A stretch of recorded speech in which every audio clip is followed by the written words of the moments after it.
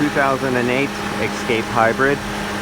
So this is coming in for a check. They just were going on a long trip, and I immediately noticed when this first started up, the low side pressure went down to 8 psi for a few seconds. Then it was holding at 19 psi, and then by the time I took out my phone, it jumped back up to 21 psi. But the high side always stayed at 77 psi. Did find a leak, so I know it's really low, and I know it's really low because the outside door bulb temperature is 70 degrees, but the liquid line is only a 10-degree raise over ambient, and I know that's wrong for this condenser and for this ambient. What else? And our superheat's really high. But let's go over to our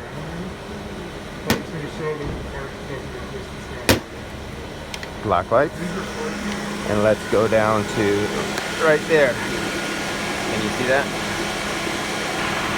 That is from the dye that I put in there, and you can see bubbling actually.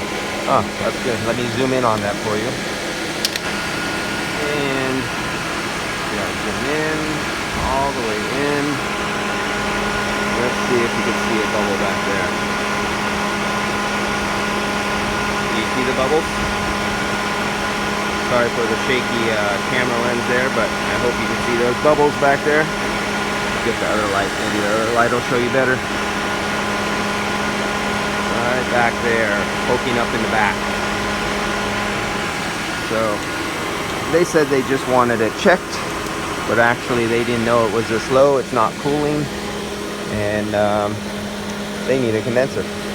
There's one other place on these Ford Escape hybrids, on the back of the compressor. I'm not going to crawl down there now, but on the back of the compressor, from up underneath, there's a little plate, and the O-ring on that plate sometimes leaks on the compressor. All right, that's enough.